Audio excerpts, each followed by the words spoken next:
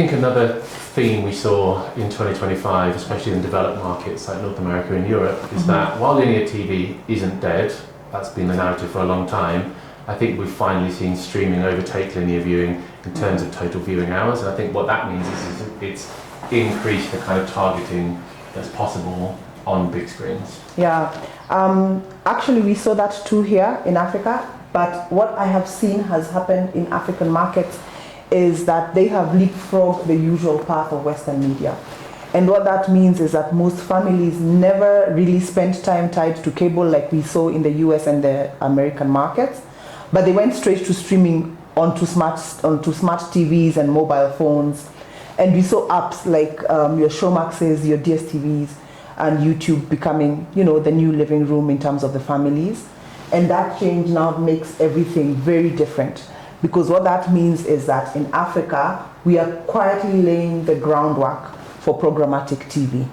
So which will make buying of our ads much easier. You can target a family in Karen with programmatic TV as accurately and possibly as you can target a family in Brooklyn or Toronto. And what that is for us is that you will soon be able to look at the entire family metrics, and the only difference is that the data signal here in Africa is stronger because it is linked to your mobile device. And the viewing habits are still on that same device. A few years ago, they seemed like there was a tech gap, but now that tech gap has become an advantage, and Africa went straight from old school infrastructure to the new age of addressable media.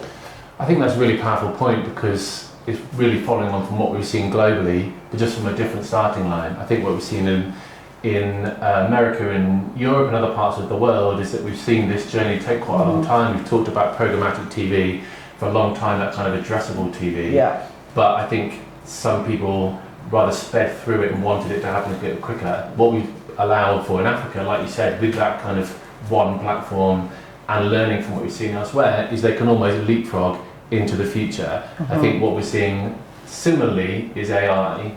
And I think AI is one of those things that's bubbled under the surface for quite a long time. Yes. People have almost accelerated too quickly using it. Yeah. But I think what we're now going to see is that real test and learn, and being able to learn from what we've seen in the rest of the world and bring it into Africa, into that very unique, very mobile first, very connected market. Yeah, that's cool because we also saw that here as well.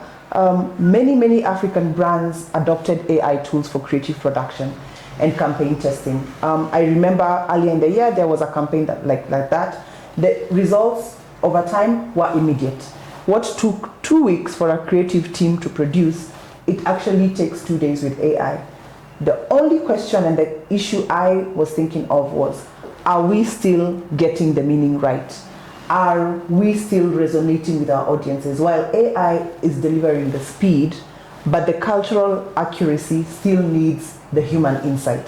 Machines can replicate the tone, but they cannot sense the context. That is what the differentiator for AI and using our creative teams essentially means for us. I think that's bang on. I think a couple of the keywords there are attention and context, and that yes, we can feed this stuff into AI, it can give us something that we think looks like what we want, but it's what we want to see more of is not just who saw it, but what did they do with it, who stayed with it, and kind of dwell times and engagement times, not just did people see it, but what did they do with it when they saw it? Agreed.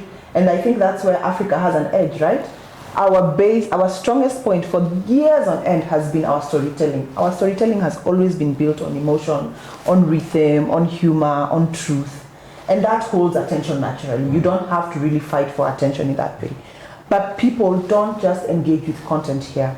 That's why attention metrics matters. And that they finally give value to what African creators and storytellers have been working towards all along.